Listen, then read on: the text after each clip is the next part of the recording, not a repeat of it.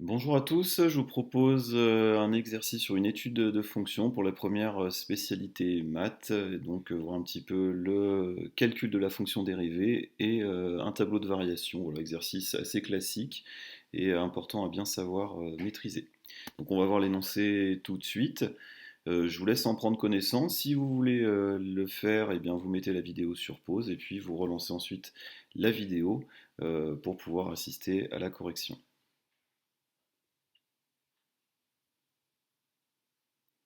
Voilà, on va passer maintenant à la correction. Donc juste un petit coup d'œil général sur l'exercice. Voilà, on a une étude de fonction, donc c'est cette fonction-là. C'est un quotient de fonction. Dans la première question, on travaille en fait sur l'ensemble de définitions. Sur la deuxième première partie, on travaillait sur la fonction dérivée. Alors on nous la donnait en plus, le résultat, donc du coup ça nous permettait, si on était coincé ou si on n'arrivait pas à la trouver, si on avait des erreurs, de repartir sur de bonnes bases pour faire le tableau de variation.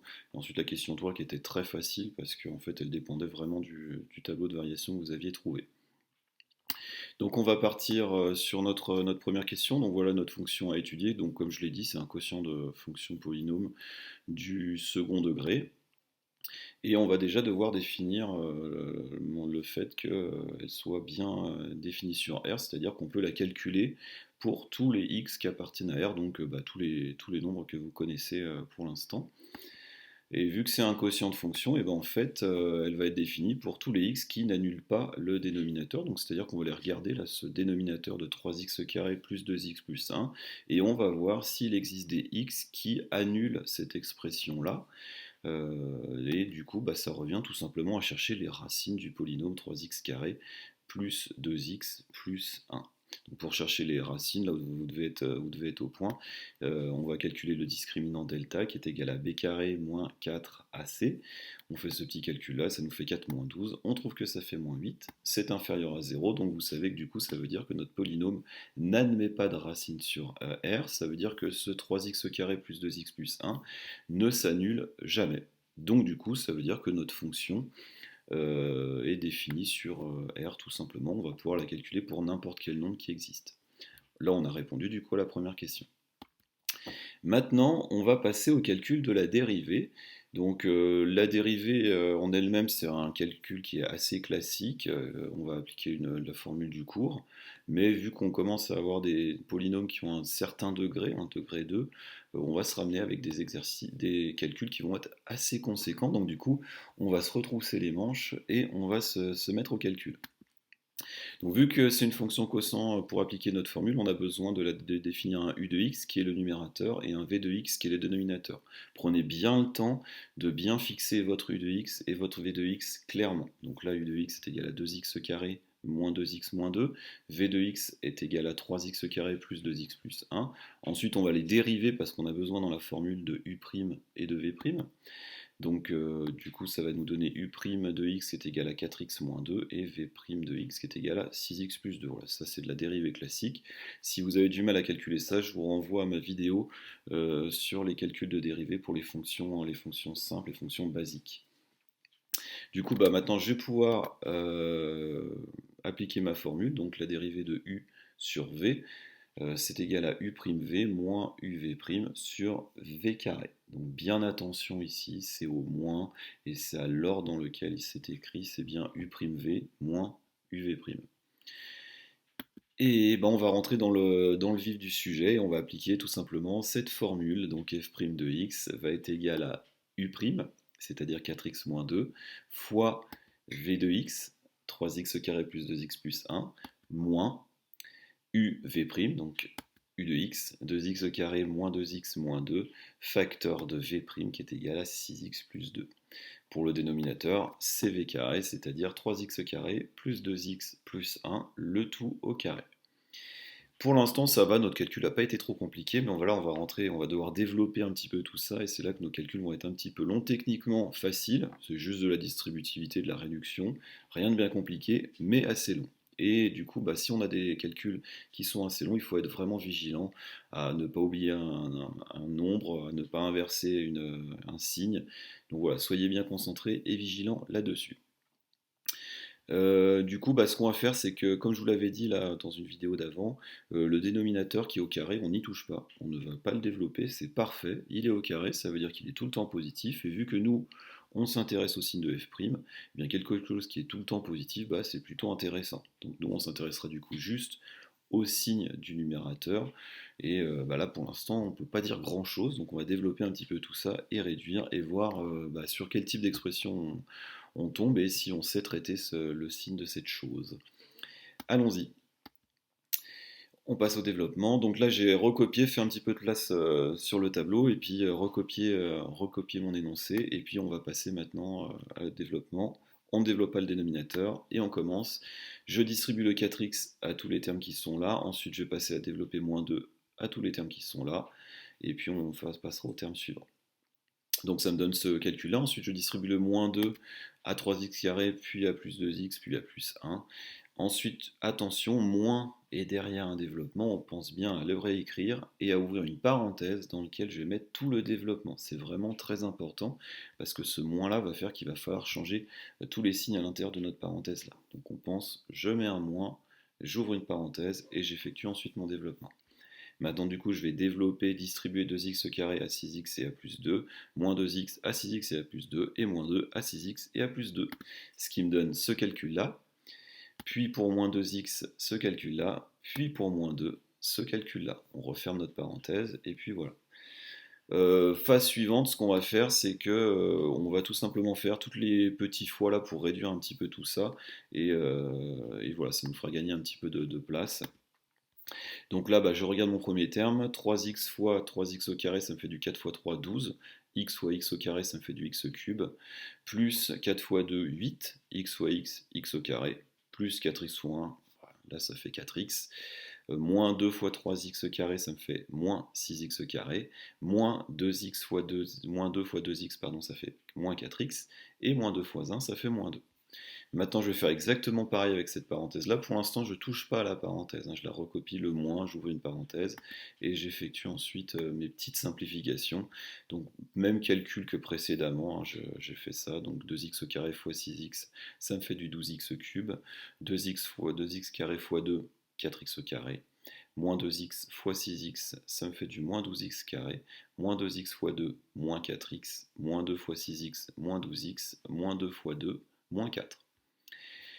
Et bien maintenant, je vais pouvoir un petit peu réduire tout ça, déjà m'occuper du moins et de la parenthèse, donc recopier tout ça, et puis là, dans cette parenthèse-là, je vais tout simplement aller inverser tous les signes de celle-ci. Donc là, j'ai recopié mon premier terme, cette partie-là, pour l'instant, j'y touche pas. Et puis, bah, je vais aller inverser 12x carré plus 4x carré, inverser tous ces signes-là. Donc je recopie. À la place de 12x au carré, je mets moins 12x au carré. À la place de plus 4x au carré, je mets moins 4x au carré. Et ainsi de suite pour tous les autres termes, en pensant bien à inverser leur signe. Voilà, ça me donne ce calcul-là. Bah maintenant, ce qu'on va faire, c'est qu'on va additionner les termes identiques entre eux, donc les x cubes avec les x cubes, les x carré avec les x carré, les x avec les x, et les 100x avec les 100x. Donc au niveau des termes en x carré, eh bien, on a de la chance, et ils se simplifient, 12x carré moins 12x carré, ça fait 0, ils disparaissent. Au niveau des termes en x carré, maintenant j'étais sur les termes en x cube. Termes en x carré, si j'effectue les calculs, je trouve 10. Ça me fait 8, moins 6, 2, 2 moins 4, moins 2 plus 12, 10. Donc 10x carré. Les termes en x, ben, les premiers j'ai 4x moins 4x, ça disparaît, ça fait 0. 4x plus 12x, ça me fait 16x. Et enfin les termes sans x, j'ai moins 2 plus 4 qui font plus 2. Et puis, bah, du coup, on peut bien vérifier, c'est bien égal à ce qu'on nous disait, donc ça va, on ne s'est pas trompé. Pour l'instant, on est sur des bons rails. Et bien, passons maintenant au tableau de variation de cette fonction-là. Donc, je vous ai remis en haut du tableau la forme de f et puis aussi de f', vu qu'on va travailler nous sur f'.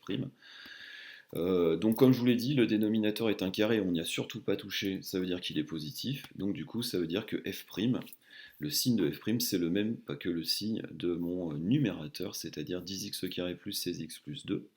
Et ça, c'est un polynôme du second degré et on sait faire un tableau de signes de ce genre de polynôme-là.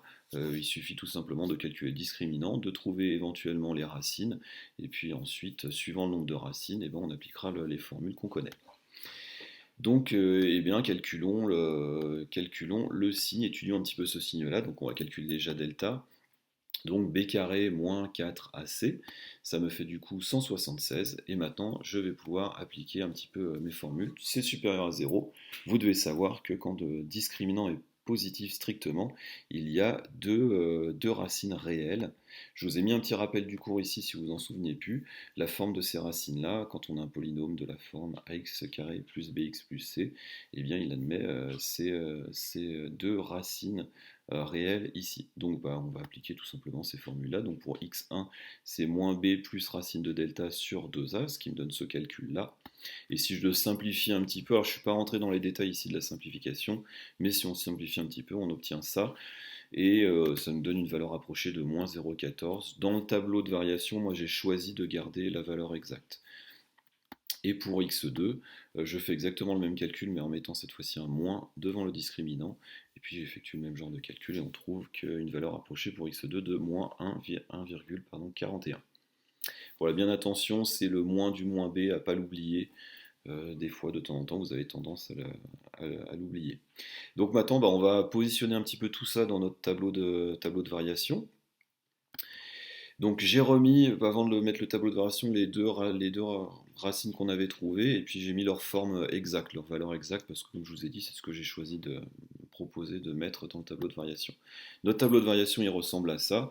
On l'étudie sur R, donc j'ai mis de moins l'infini à plus l'infini, et j'ai replacé mes deux racines qui sont des zones de nullité pour mon f', et puis de changement de signe pour mon f' aussi, donc du coup ils vont avoir une influence sur la variation de f. Donc je connais, vu que c'est des racines, c'est des endroits où ma dérivée va être nulle, donc je place mes zéros. Et d'après le cours, vous savez qu'elle est du signe de A, donc ici A c'était 10, donc elle est positive à l'extérieur de ces racines, donc ici et ici, donc je peux passer les plus là. Et du coup à l'intérieur, elle est de signe moins. Maintenant, du coup, ça devient assez simple d'en déduire les variations de f. On a une fonction qui va être tout d'abord croissante là où la dérivée est positive et décroissante quand la dérivée est négative. Maintenant, je vais placer un petit peu les points caractéristiques. Donc ces deux-là, ils sont donnés dans l'énoncé. Les problèmes de limite, vous n'avez pas à vous en intéresser pour l'instant, ça sera pour l'année prochaine. Donc là, c'était donné dans l'énoncé. Et ensuite, on tape tout simplement sur la calculatrice. Après avoir tracé la calculatrice, on lui demande de calculer les valeurs pour ces deux points-là. Là, c'est un moins 2,16, ça apparaît pas ici, un 2 tiers, donc attention.